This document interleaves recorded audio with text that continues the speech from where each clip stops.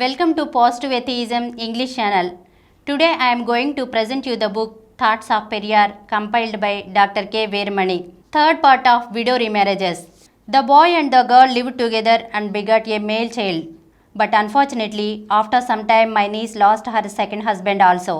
Now the mother and the son are living together fairly comfortably. Still in my community there are some widowed girls below years.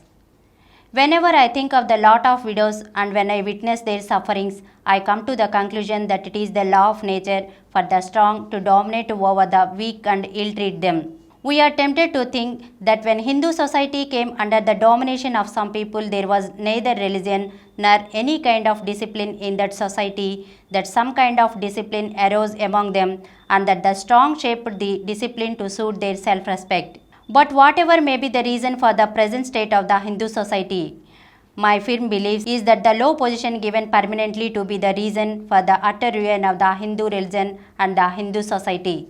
Care your forgiveness for my frank statements that most of the people who claim to be involved in politics, social welfare, social reformation and the improvement of women's lot are working only for the improvement of themselves and for the building their own reputations and not for the causes to which they claim to be devoted. Further, even if in this space there is some improvement, most of those who appear to be working there are actuated not by convictions but only by a love of popularity. Those who speak about the improvement of the states of women keep the women in their own families under pardhan. Those who speak about the remarriage of widows keep the widows in their own families guarded and protect their widowhood carefully. There is no connection between what they preach and what they practice. If we try to find the reason for such conduct, we will have to conclude that they instinctively feel that women are slaves, subservient to women, and that they must be kept under control. That is why these people treat women like animals. They seem to feel that giving freedom to women is equivalent to committing a very serious crime. The result of this attitude is that there is no independence or freedom to one half of the human race. This wicked enslavement of half of the human race is due to the fact that men are physically a little stronger than women. This principle applies to all space of life and the weaker are enslaved by the stronger.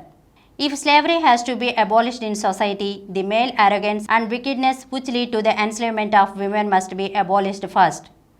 Only when this is achieved, the tender sprouts of freedom and equality will register growth. Mahatma Gandhi, the greatest social reformer of the world, has on many occasions spoken and written about Hindu widows.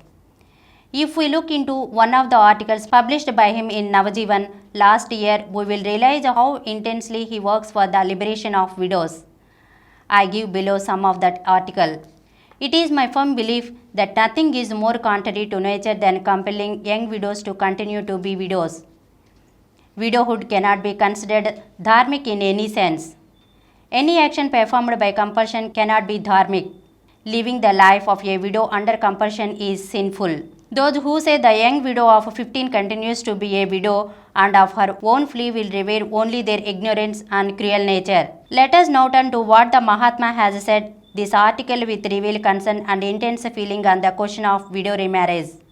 Widows must put up their sorrow patiently and at the same time boldly express their thoughts and feelings to their parents or guardians. If the elders do not pay heed to the words so uttered, let the widow concerned get married quickly.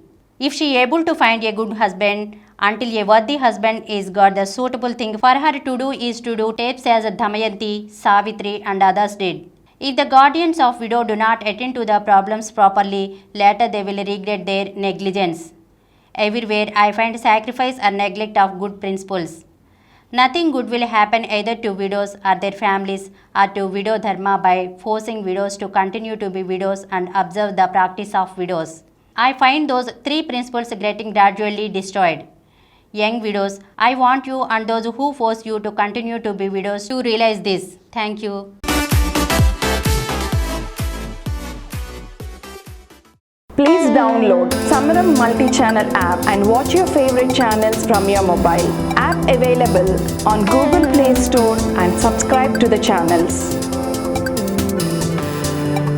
For more videos, please subscribe to this channel Positive Atheism and activate the bell icon.